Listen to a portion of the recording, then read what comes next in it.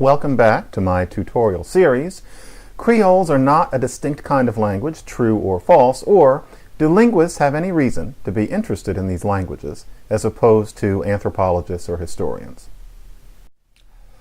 Lesson 6 is going to be a brief one addressing the question, is Creole Exceptionalism Eurocentric? This is a charge that's been leveled by Umberto Ansaldo, and I frankly think it's not only inaccurate, but unfair. And I want to show why here, in case any of you have seen presentations by Ansaldo or read his work, and assumed, and this would in itself be reasonable, that the claims he was making were justified. So, is Creole Exceptionalism Eurocentricity? Is someone like me, for example, in love with or blinded by what a Western European language is like and somehow thinks that any language that isn't like that needs to be explained in some exotic way? Let's address claims that Umberto Ansaldo has made, because what we're going to see is that it's a running theme throughout his work that he makes bold claims about other people's work which aren't debatable, they simply aren't true. So, Ansaldo claim number 1. This is a direct quote. The Creole prototype suggests that Sinitic languages should be included in the structural class defined by it. That was in 2001. Now, what this means is that I missed that Chinese is just like Creoles, that it fits the Creole prototype. It would be a little unusual if I had missed such a thing, given that Chinese is such a well-known group of languages, Mandarin in particular. But the idea was that I was exoticizing Creoles and not understanding that they are just analytic languages like so many others. Let's examine, though, what Ansaldo meant in saying that Mandarin Chinese is prototypical in the way that I've discussed and written about. Here is a Mandarin sentence. So, this chair is soft and comfortable. Okay. Now, let's just take the prototype features one by one. Paradigmatic inflection. Well, if inflection doesn't have to be bound, as I have often discussed, then we have a numeral classifier here, ba. And what's important is that, first of all, there's a whole paradigm of these classifiers in Mandarin, but also they are to a considerable degree irregular in their application, such that you just have to know by rote. Classic paradigmaticity, very much like how grammatical gender operates in languages with it. Hate to be Eurocentric in bringing that up, but still. So, ba is technically supposed to be for things that are handled. That's what a speaker will tell you, that's what you learn. But you also use ba with some things that don't have handles, such as chairs. You just have to know. So, inflection. Tone. I kid you not that Ansaldo basically hedges and says that given that some Mandarin dialects only have 3 tones rather than 4, is that really so different from tone in, say, Papiamentu? Well, frankly, yes, it is, because of the functional load of the tones in being responsible by themselves for encoding meaning. And so here we see that there are tones in this sentence. There are 3 in particular out of the 4, and that's not counting the neutral. This is a tonal language in a way that no recorded Creole is. Then, opaque derivation.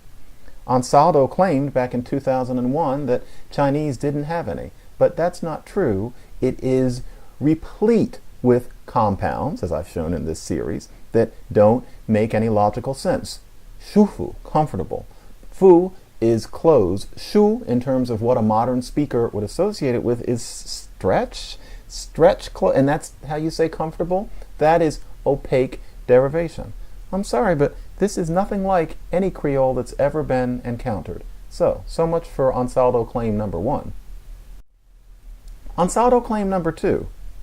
Creole exceptionalism fails to consider that a majority of Creole varieties owe their basic structural type to the isolating nature of their dominant input languages. So here is this old idea that Creoles are analytic simply because their source languages are analytic. Now, first of all, notice the date on this, which is 2017. This is written as if the Palenquero challenge, yes, that again, had never been leveled when it had been leveled years before this particular paper was published.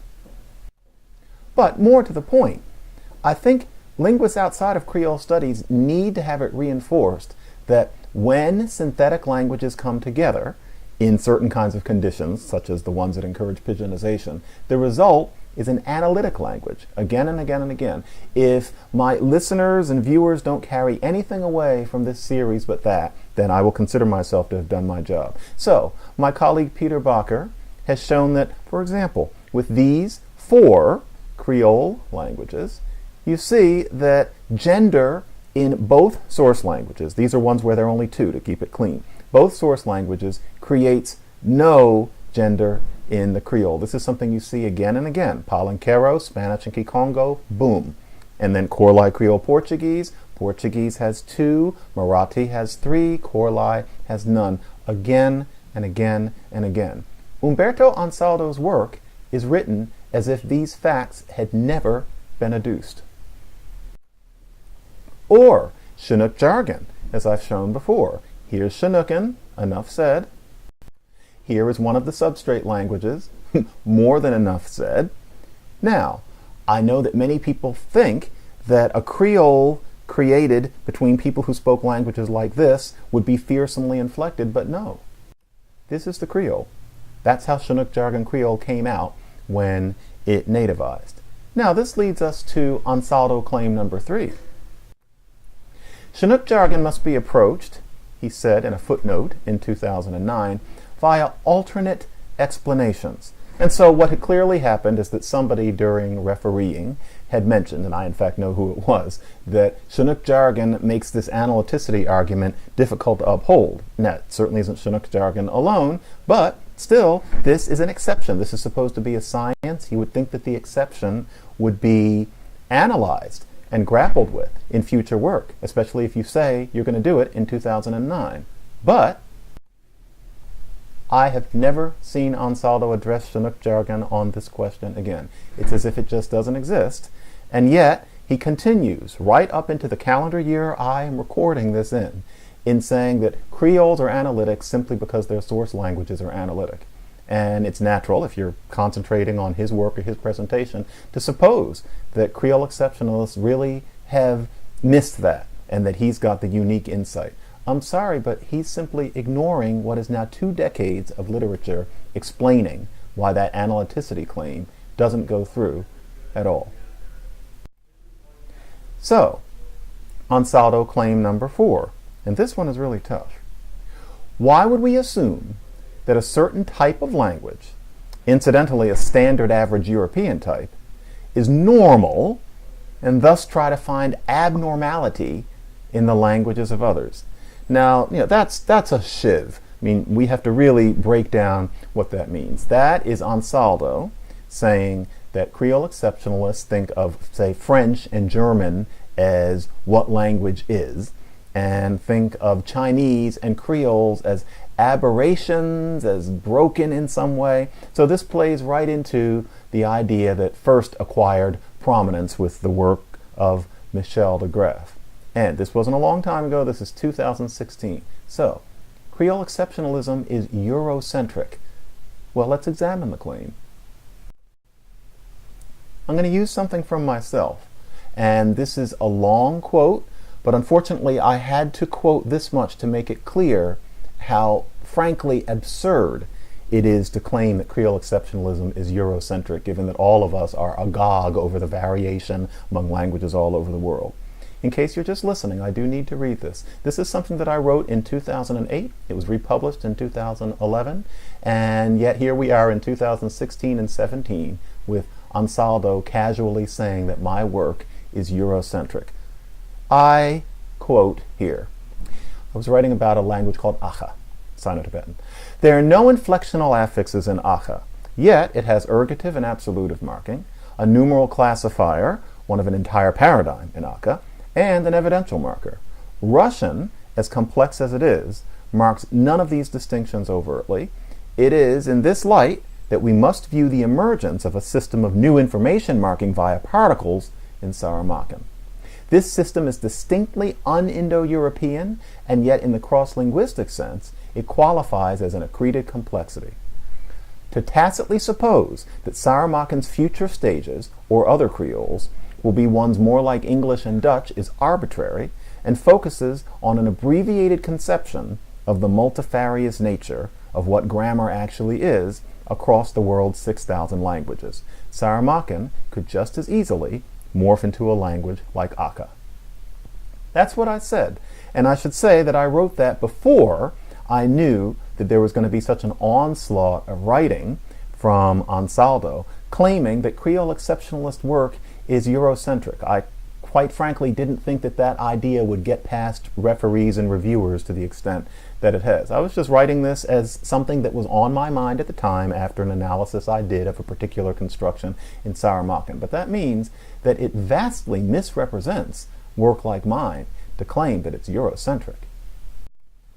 Or 2001, my article that set off a lot of controversy about Creoles and complexity. So how Eurocentric was it? Whatever anybody thought of it, was it Eurocentric? The article did simply this. I compared Saramaccan to 3 languages. Were those languages German, Hungarian, and Catalan? No. I compared Saramaccan to Tsez, Lahu, and Maori.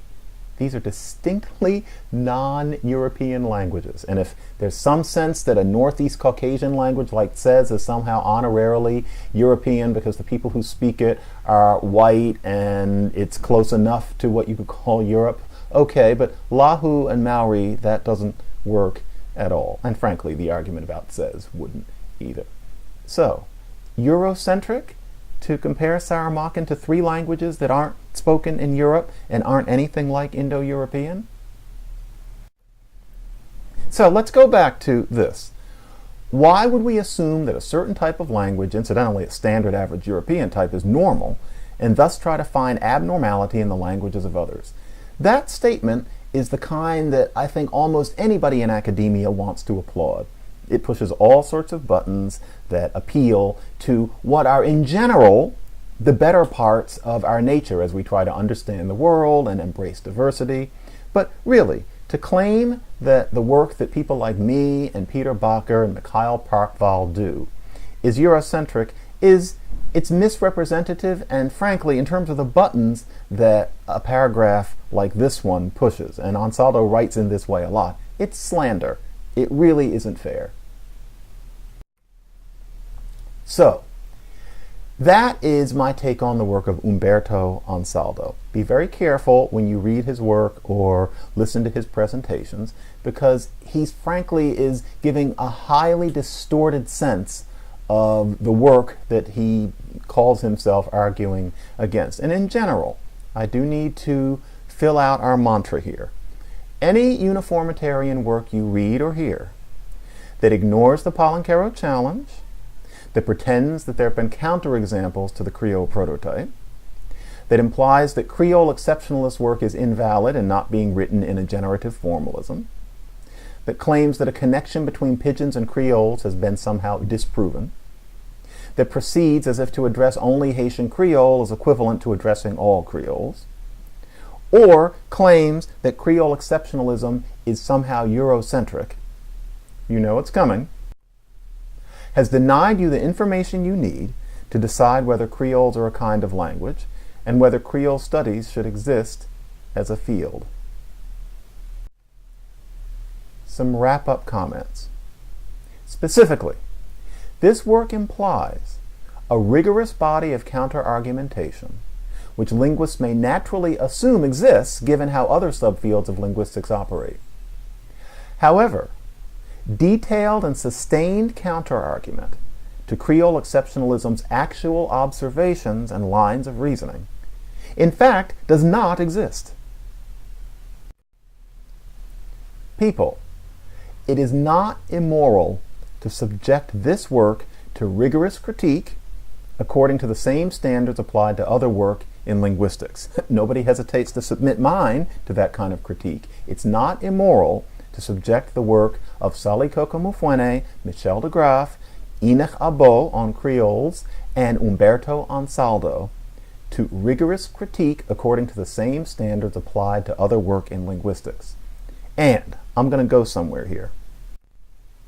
To refrain from doing that is, I'm not sure that linguists quite get this.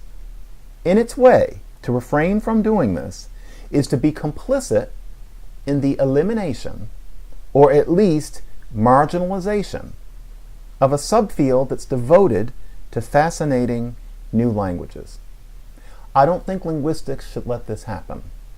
I want all of you to understand that the nature of this debate is such that you cannot assume the rigorous and constructive and sustained dialogue between the two sides that you would assume if we were Algonquianists or phonologists or syntacticians. When you see uniformitarian work, unfortunately, I have to say that you can be quite sure that Creole Exceptionalist work is being either distorted or usually ignored. In this series, I'm trying to give you a sense of what the actual contours of the argument are. Thank you.